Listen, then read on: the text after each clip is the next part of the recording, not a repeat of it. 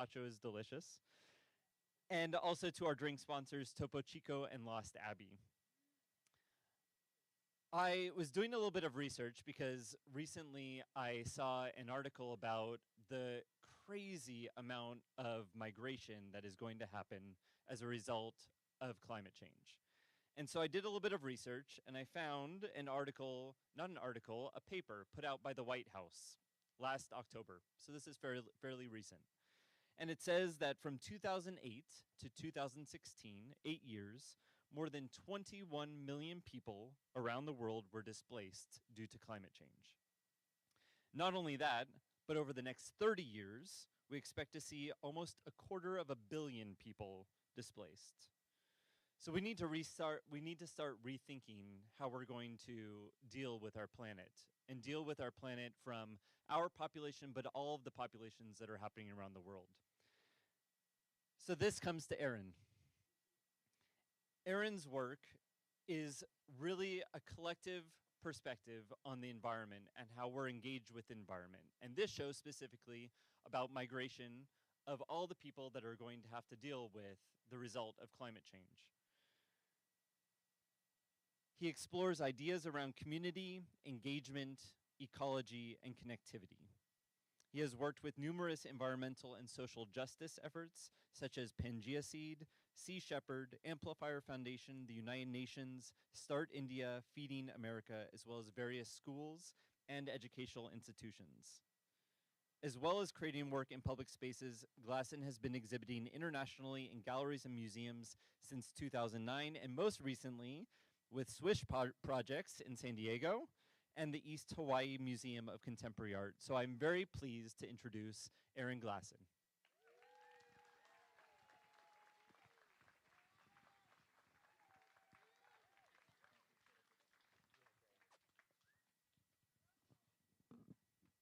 He's loved.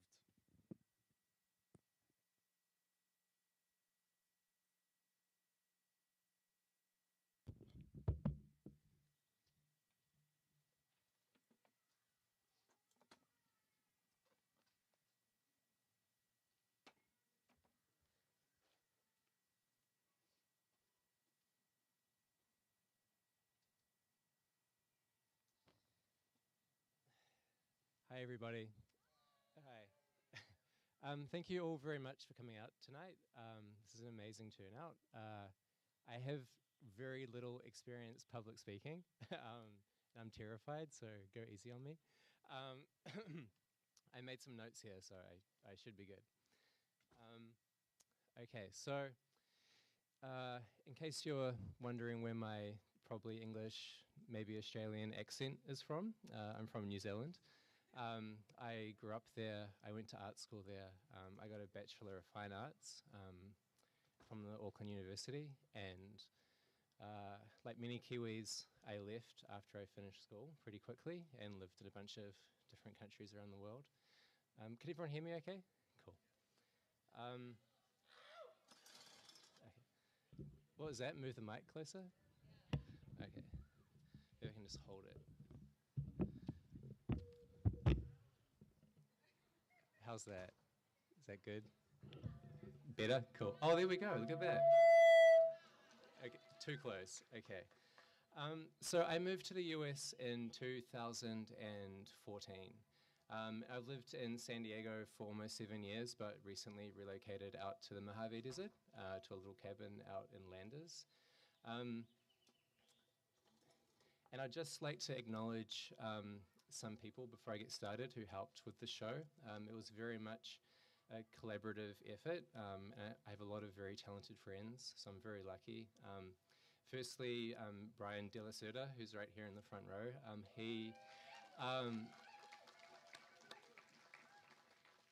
He built MH1, which is in the front room, a lot of it, and also does wooden sculptures. Spencer Little, who's also here tonight, he helped finish MH1 and really solved a lot of problems that Brian and I couldn't. So thank you, Spencer. Alexandra Lopez, thank you so much for your support the last month and all the random things you've done.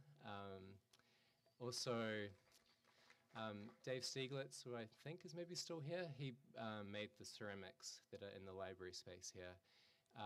And Johnny Alexander is also here, and he made the film that's on the television in the front room there. Breakfast Club. So I'm starting with a project that I made 30-something years ago. I included this because just to say that my art really hasn't changed that much since I made this helmet.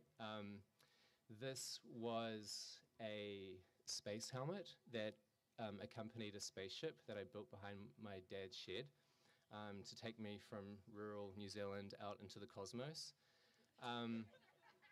And yeah, my art practice really hasn't changed that much. And I think I'm still an artist because I just never stopped doing stuff like this, really.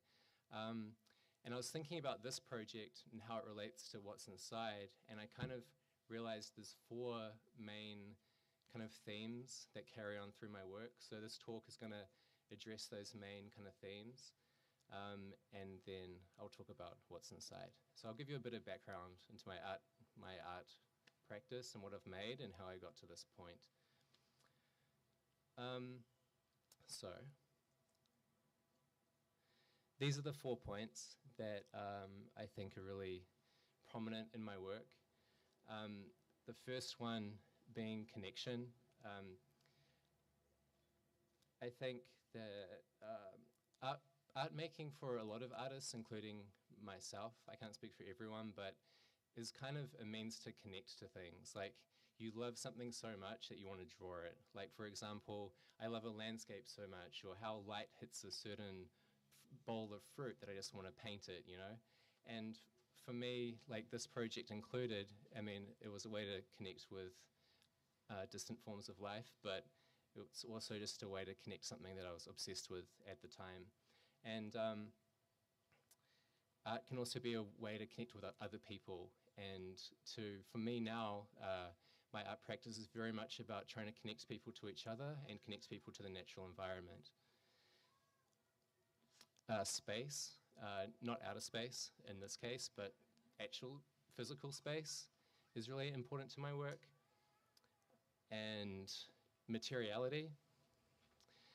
My work is still like this in that it's bricolage. If you're not familiar with that term, bricolage means basically finding whatever's available and using that to make art. And that's still what I'm doing, and that's what a lot of this work is inside.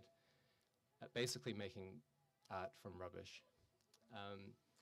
And lastly, utility. So a lot of my work, I'm very interested in making things that are, you know, ornamental and beautiful in my subjective opinion, but also serve some kind of purpose and have a utilitarian meaning outside of just being artworks.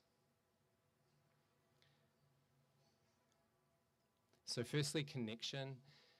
I remember being in art school and I think having this internal battle the whole time I was in art school, because I was very interested in ecology and conservation, but I was also pursuing a career in the arts. And I remember at that time not really realizing how they could be merged.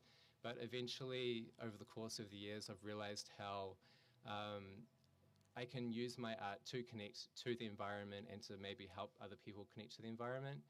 And it's become more and more evident to me the more I make art that that's actually a phenomena. And that being said, though, when I left art school, I felt like I wanted to get back into ecology and I wanted to actually do something for the environment. So as soon as I left art school, I joined Sea Shepherd Conservation Society, which is a direct action conservation group, and went to Antarctica to fight whaling ships. And then from there I moved to Japan and worked for another ocean conservation, well, not ocean conservation, it's a group called Peace Boat. I worked on a boat that went around the world doing conservation work. You can see this theme emerging of boats. But and then eventually I worked for an organization called Pangea Seed and spent 10 years working for Pangea Seed.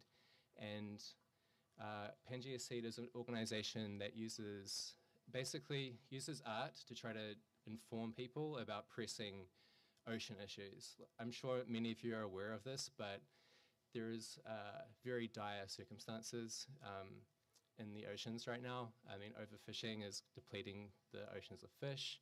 You've got climate change, which is warming the oceans. You've got acidification, which is upsetting the pH balance, which is making life very, very hard to exist in the oceans. And probably within our lifetime, we'll see mass extinctions. I mean, we already are. So Pangea Seed is using art to try to educate people about these issues. And a big part of that project is a thing called Seawalls, Murals for Oceans, in which they orchestrate murals all around the world to teach people about these things via murals. So with Pangea Seed, I painted a ton of murals around the world. This one specifically is in Estonia, and it's a portrait of a woman called Kinu Verve. I'm sure I'm butchering that, but something like that. She is an indigenous folk singer in Estonia, and she lives on a small island in the Baltic Sea. That's her and I. And I visited her and heard about her life and how her lifestyle is changing because of overfishing in the Baltic Sea, and how her traditional way of life is changing, and painted a mural based on what she told me, basically. This is another mural for Seawalls project. This is with Celeste Byers, who's here tonight too. Celeste and I did a lot of work together over the years. This is a mural at Kabu, actually, the music festival here in Del Mar.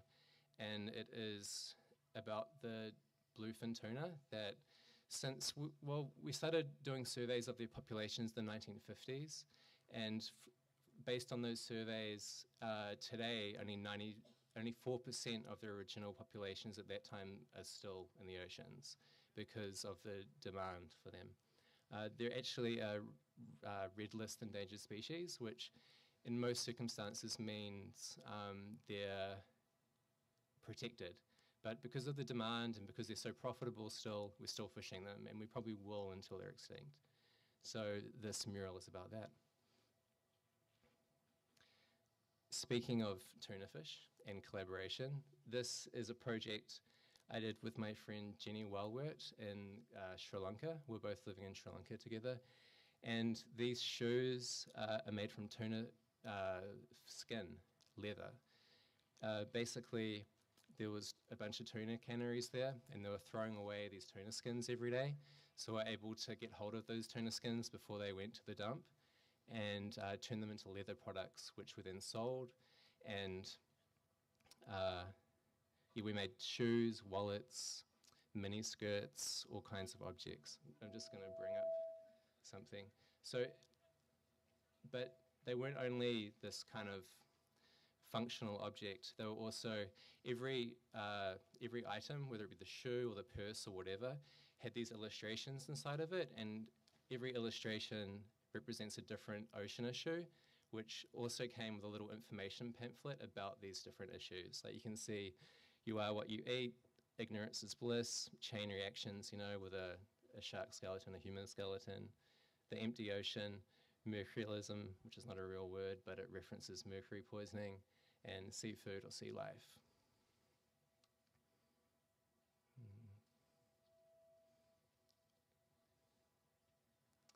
So space. Space is something that I'm more and more interested in, and working out how to make spaces meaningful and how to orchestrate connection via space.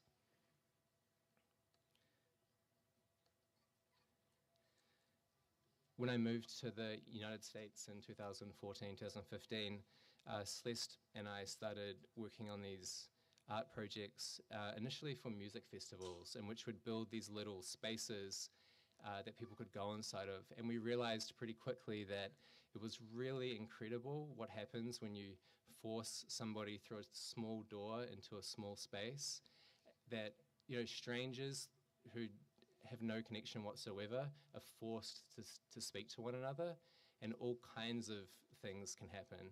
So we really embraced that and started making these small spaces. This one is actually made of just scrap wood that we found at a friend's place. So again, you can see these themes emerging. This is inside of that thing. It was so small, but I think we fit like 14 people in it at one point. This was another floating space in Mexico for a music festival. And this was the last one that we built together, which is the only permanent one. And to my personal delight, this is now covered in green moss. Materiality.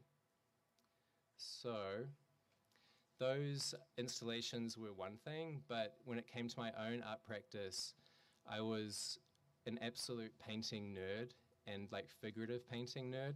I spent years just trying to perfect how to paint a perfect big toe, you know. And though I still love this kind of work, I kind of felt this disconnection between my materials and what I was making. I was speaking about these very lofty environmental issues, but I was just buying materials from the art store with no thought put into it, really. So it seemed somewhat in conflict. Same went for my murals. This was the last figurative mural that I did beginning of last year, and this is in Ocean Beach in San Diego on Little Lion Cafe.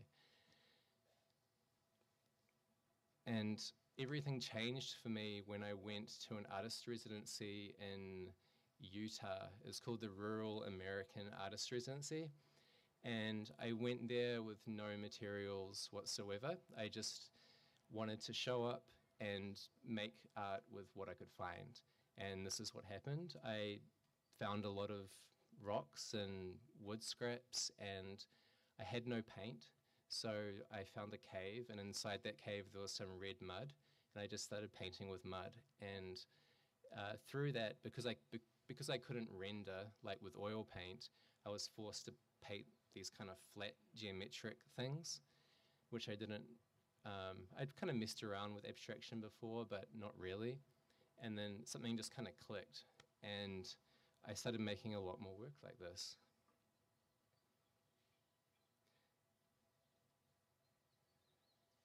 And what I really love about this work and love about these natural materials is I don't have to do as much because the materials just kind of speak for themselves. There's so much like beauty in these mundane everyday objects that by just simply arranging them in a particular composition, I just found so much beauty in. This is my friend Johnny and we went out on a camping trip and collected a bunch of pigments. And I started to realize that, well, with the mud work as well, but you can kind of make paint from anything. So I started to grind up rocks and use mud and then mix the pigments with like vinegar and egg whites, which makes tempera, which is one of the oldest forms of paint that we have. You mix pigment with walnut oil and you have oil paint. So this is a painting made from some of those pigments on that trip. There's also some pigments that I buy, but they're all natural. They're naturally occurring minerals. So I continued working in this abstract way, and last year I had my first solo show here in San Diego at Swish Projects, and this is an installation view from that show.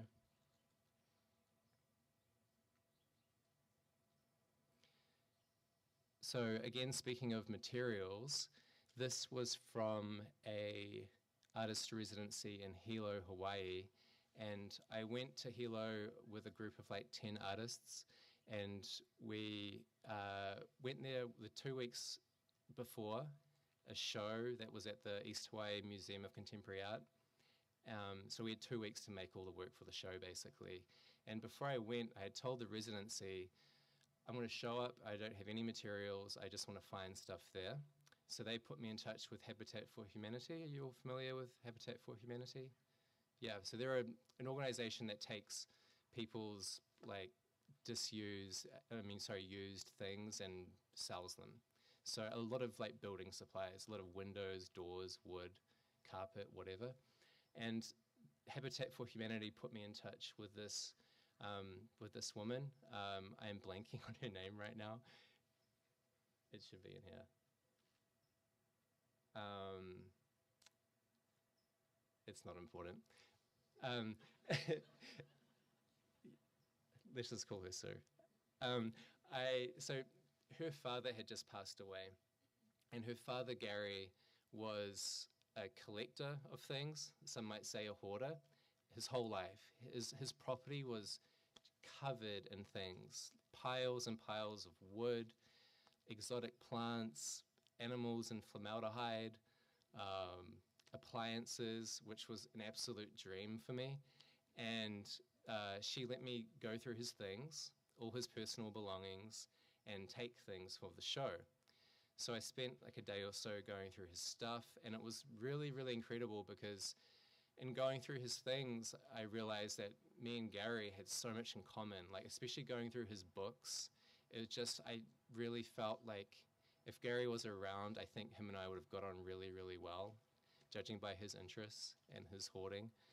So we basically took all these materials down to the museum, and I built this from Gary's hoarded objects and his plants.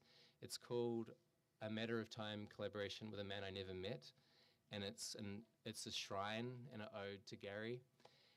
And the show was coincidentally called Kindred Spirits, which was perfect because I very much felt like Gary and I are kindred spirits.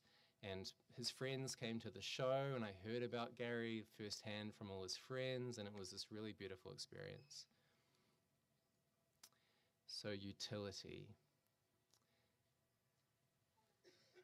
This was also part of that same show, and these are also Gary's things, repurposed. My friend Alan Rutt and Alan Rutt is an amazing artist from Detroit, and she was also part of the residency. We collaborated on this project, and we cut up Gary's wood into shapes and painted it and put it in the park outside of the museum. And we didn't really anticipate what would happen, but kids like lost their minds on these things. And it was one of the most, for lack of a better word, profound moments in art making I've ever had, because they found ways to use these shapes that I could never have dreamed of. Like, they were climbing all over it and shaking the hell out of things, and I felt like it was a miracle because nobody got injured. There was, I mean, you've seen the work inside, right? Like in this front, the stuff that I made in this room, the screws and the splinters and all these like potential things that could have gone wrong didn't happen.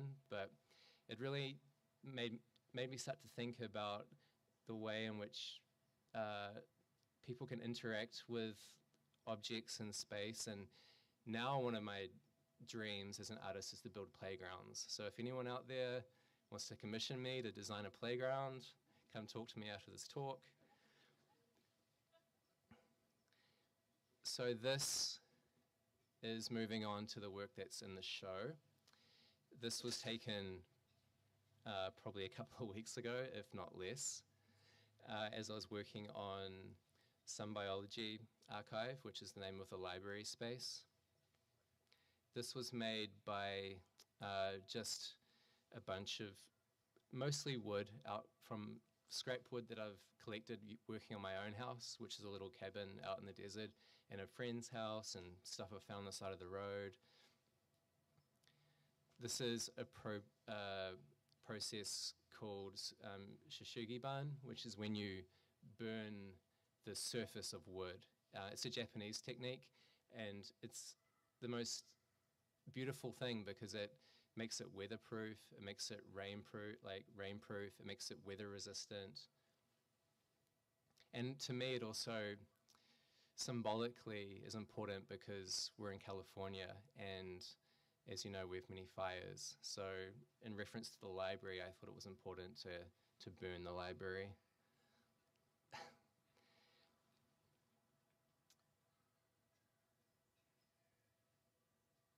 So in the front gallery, there is the egg-shaped pod, which I'm sure you've all seen.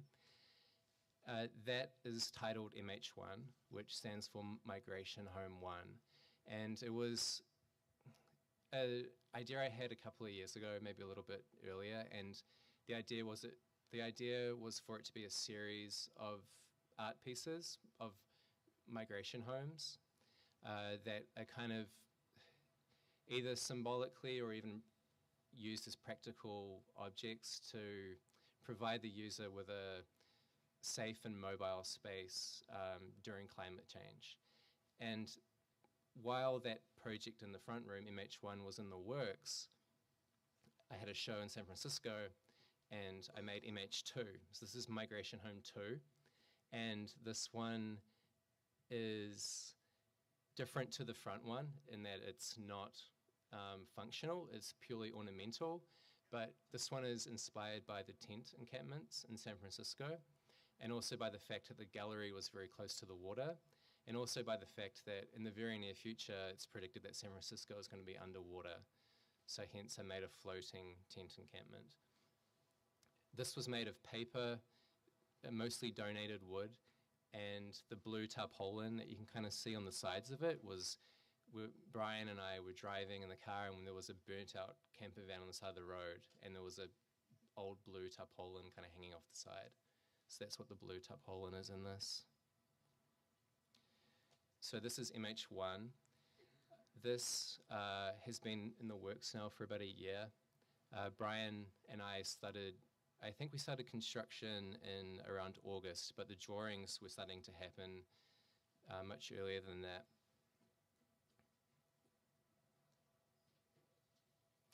It originally, the original thing that kind of sparked the ideas for this was honestly frustration about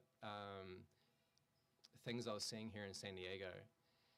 One being the amount of unhoused people and the fact that there's just no affordable housing for people who are living on the streets. And it's personally the most affluent city I've ever lived in, and just how unjust that feels to me.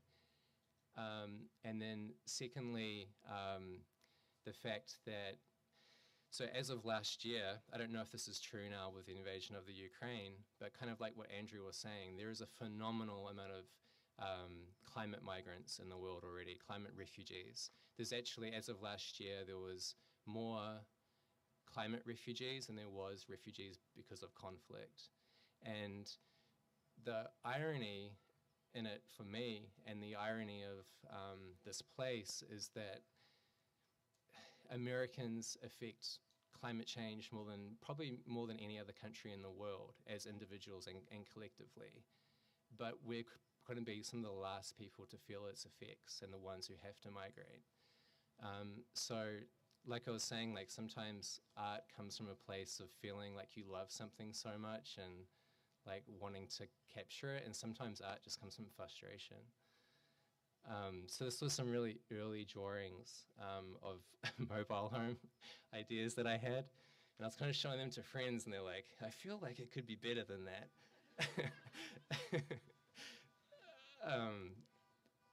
And then so then I was thinking, oh yeah, so you know, you see a lot of people who like all their belongings in the world are like in a shopping cart or like towed in a little makeshift thing behind a bicycle. So I started thinking about, oh, maybe it's like a bicycle and it's a home. And then in talking to Brian, Brian had actually spent a lot of time making kayaks. So then we were talking about it and we're like, well, what if it can float? And I'm like, well, it's perfect because the sea levels are rising and we're going to need a place to sleep that can survive sea level rise. So then these ideas started to mature, and eventually I sent some very wonky sketches to Brian, and he 3D rendered this, and it kind of evolved.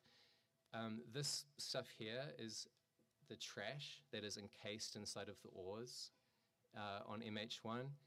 And the idea with this was that I was living in San Diego at the time.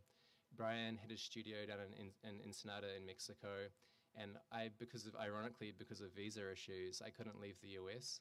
So, I mean, a lot of our correspondence was via email and via telephone.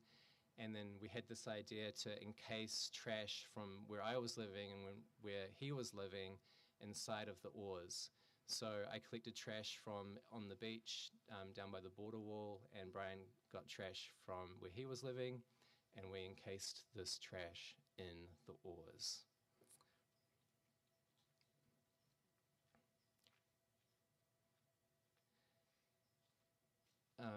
This is Brian and his mentor, who helped him not only skin the boat, but I think helped with a lot of like the final processes of building MH1. Brian, remind me his name. I'm blanking on names tonight. Mark Daniels. Mark Daniels. So Mark Daniels has done like a lot of research into traditional modes of building kayaks, and subsequently taught Brian, and then we're able to apply those techniques to building MH1. So towards the end of the project, like literally a month ago, we hadn't really designed how the hatch was going to work, which is a pretty important part. So our friend Spencer Little got involved, which I'm very, very grateful for, especially at such short notice, and helped us finish off MH1. And Spencer is an incredible artist. I'm sure a lot of you already know his work, but he's a master wire bender. And you can see on MH1 the doors that open up that are made of wire and paper. That's all Spencer's genius. So finally, last weekend we took it out, and it works. Yeah, we rode around down by Otai, and it's actually surprisingly maneuverable, especially out on the water. So that's Johnny, Brian, Spencer, notably holding the tow rope in his mouth, and and me in the back there, just elated that it was working. And yeah, that's me rowing around at nighttime. We kind of had this idea that, you know, it's made of nautical nylon and the hatches are made of paper, and you can kind of see that it's translucent, but we'd never lit it up from the inside. But I went out there with a flashlight, and it lights up like crazy. And I'm a personal huge fan of Isamu Noguchi, who famously made these paper lanterns. So this just really gets me that it lights up so well.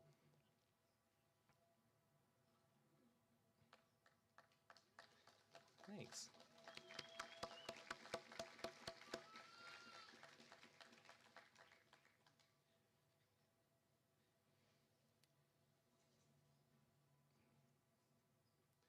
Here's it lit up at nighttime.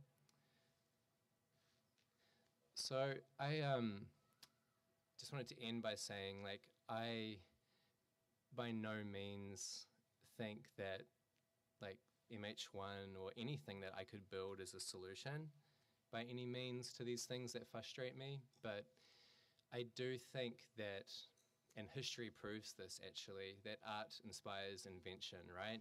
Like if you think about it, you know, George Orwell was talking about televisions way before televisions were invented. Like Leonardo da Vinci was talking about flying machines much before the invention of flying machines. So I think the role of art is just to kind of spur imagination and to plant these seeds of inventions that the people who can really, really make them can do them one day. But I think what's problematic in our current zeitgeist, and for the last 100 years or so, is that if you look at popular culture, the predominant storytelling is dystopian, right? And it's apocalyptic. Like, how many of you can name like utopian films or a book about like a positive future? I mean, you might be able to name one or two, but I'm sure you can name way more dystopian points of view about where we're going than you can about utopia. So I think going forward, I think it's really important for us artists to start thinking about that, because I think Mm, yeah, like I said, if we're going to make these changes, we have to like imagine them first. So.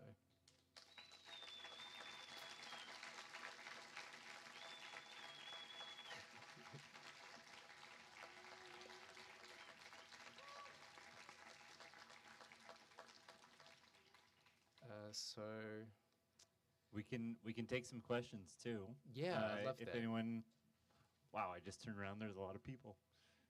Hello, everyone. Does anyone have any questions for Aaron? You can just hold your hand up here.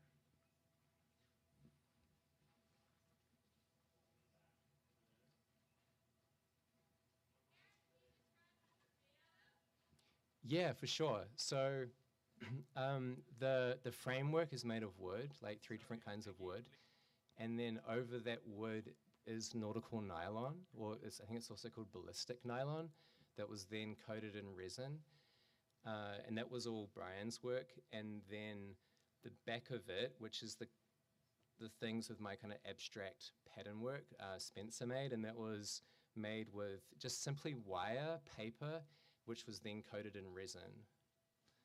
Yeah, and the trailer is wood, and then some steel on there as well. Is it actually feasible to drive by? Oh, sorry, I didn't catch the last part of the question. Is it feasible to drive by bicycle? Oh, to ride the bicycle? To drive by bicycle. Drive by bicycle.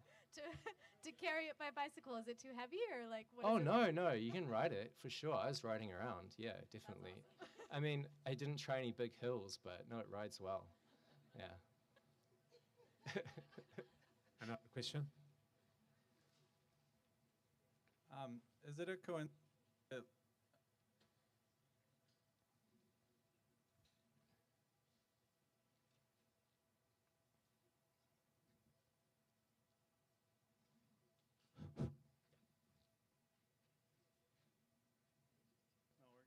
Is it a coincidence that it looks like a seed, especially? Yeah, it is a coincidence, honestly. I was just kind of, I don't know what I was thinking about form-wise. I just thought that shape kind of looked cool. But then the more we worked on it, I was like, oh, it looks like an egg. And I was like, oh, it looks like a seed. And then once Spencer built the doors and we opened up, I was like, oh my God, this is definitely a seed pod.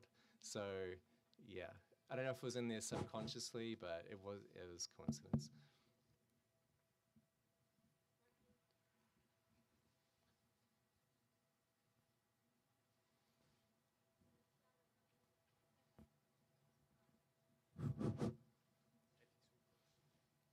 What's been the most profound reaction that you've had that someone has had to your art?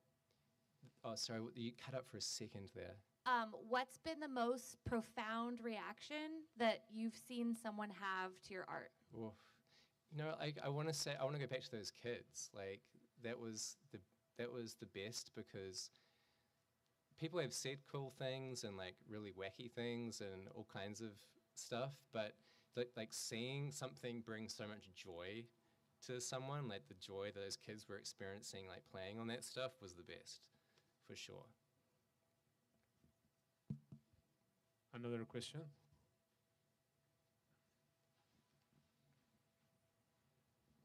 At what point in your artistry did you notice the need for a shift from dystopian to utopian art? Not that long ago, honestly. Like, I think maybe, during the pandemic, like maybe 2 years ago, I was already kind of thinking about it, but then Alan and Johnny, who I've already mentioned, we were having a conversation one day in a park, and we just started talking about that more, and I was like, wow, that's really a thing. And then once you get that into your brain, you just can't unsee it, you know? So, yeah, pretty recently.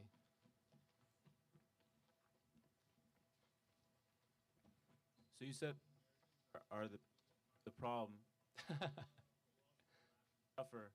So is the utopian mindset useful to us, or is it denial? Yeah, that's a good question. I mean, I think if you look at if you read about climate change, I'm sure a lot of you do, and like listen to the projections, it's very dire, right? And I fluctuate back and forth between like pessimism and optimism, but I don't know. I think we can throw in the towel and be like, fuck it, let's party until we sink. But then on the other hand, like, you know, a lot of us have kids and want to have kids, and I think that alone is like inspiration to try to do better and imagine the world, or imagine a better future and think about how we get there. Yeah.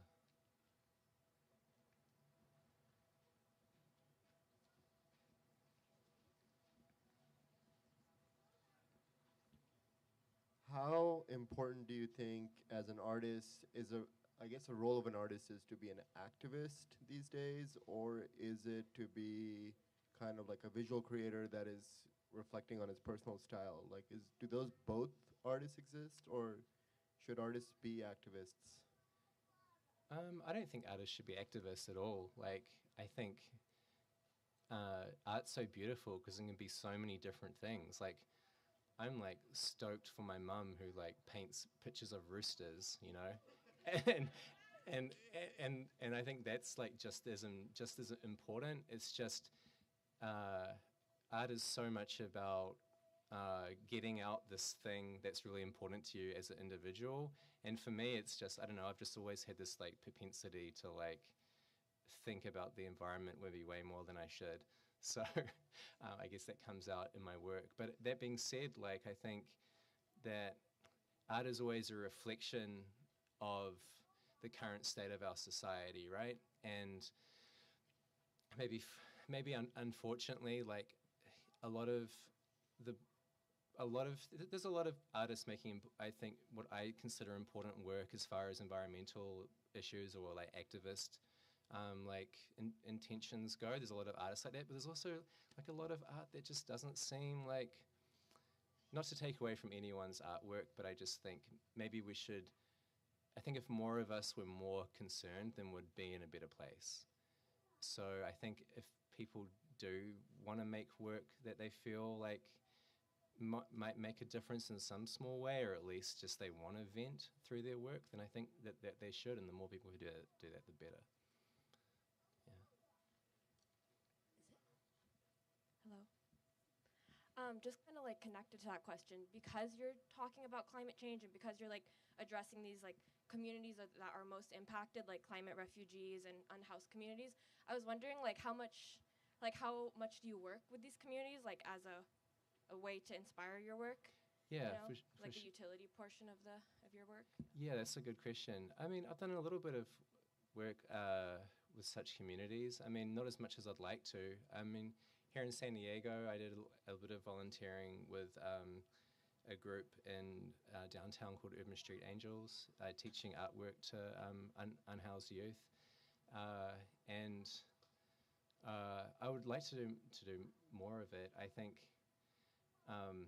with MH1, my original intention was like, I want to make this thing and then I'm going to sell it, and the person who buys it is going to be so rich that they'll just like get a certificate, and then I'll be able to give it to somebody else, and then through the selling of this artwork I can make more of these things and give them to everybody who needs them.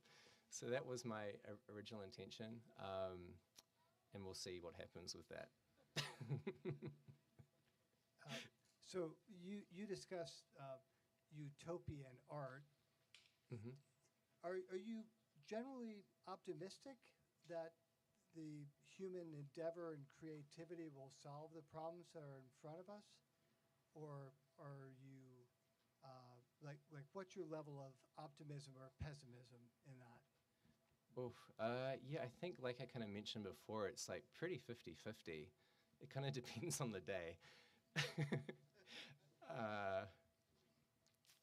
Yeah, I think sometimes I meet people or I see things that people are working on, and I'm like, that's amazing. Like, we have so much potential to be doing so much better, and it's all here, and like, we can, the future's looking bright.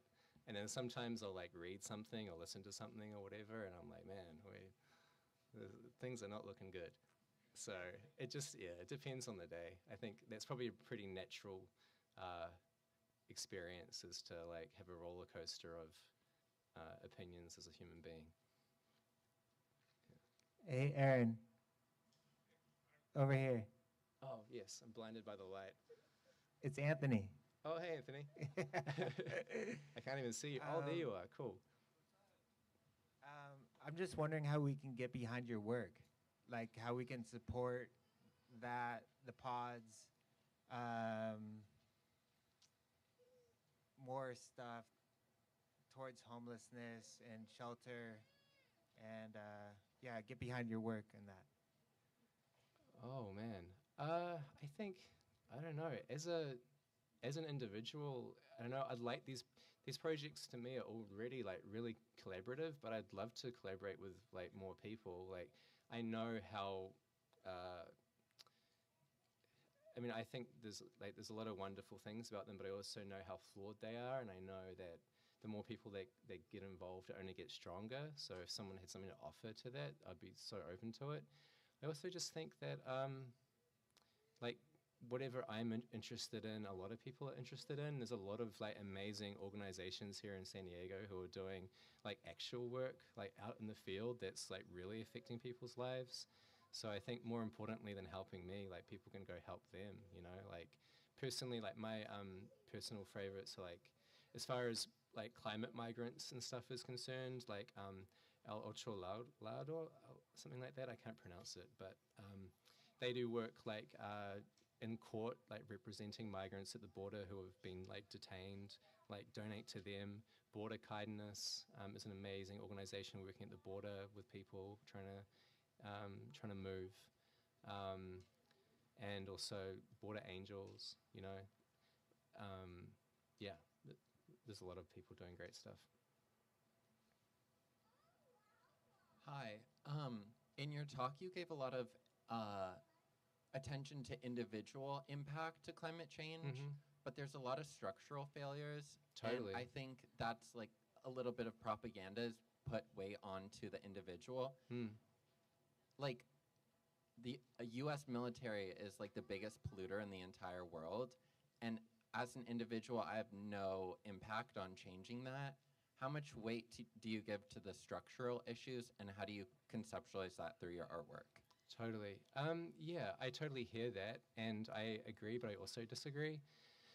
I think it's like 50-50, and I think that sure there's huge structural changes, and I know the stuff about the U.S. military, and I know there's like corporations like that doing way more than any individual ever does, of course.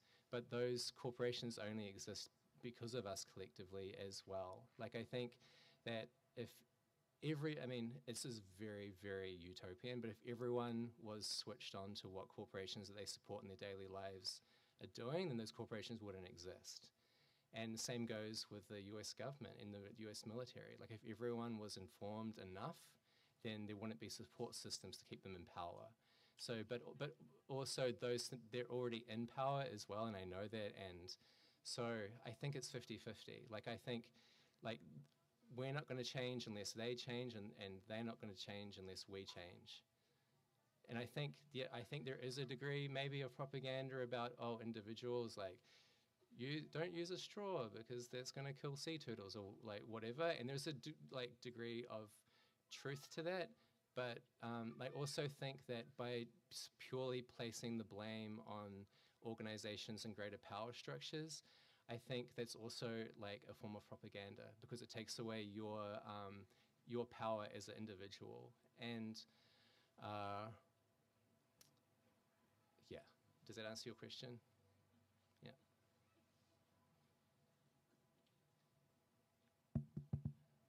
Hello? Okay. Hi, Aaron. That was a great answer. I can't see. Question. It's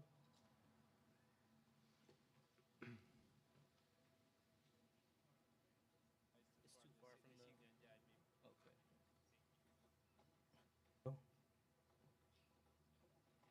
I know. Yeah. Okay. All right.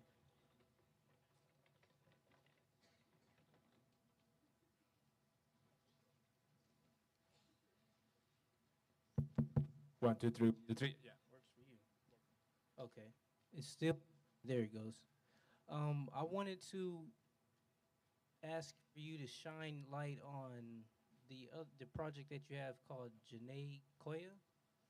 Is that how you pronounce it? Yeah. I wanted to hear like some of your inspiration behind starting that and like the process of you building that for other artists and things like that. For sure. Yeah, thanks, Quincy.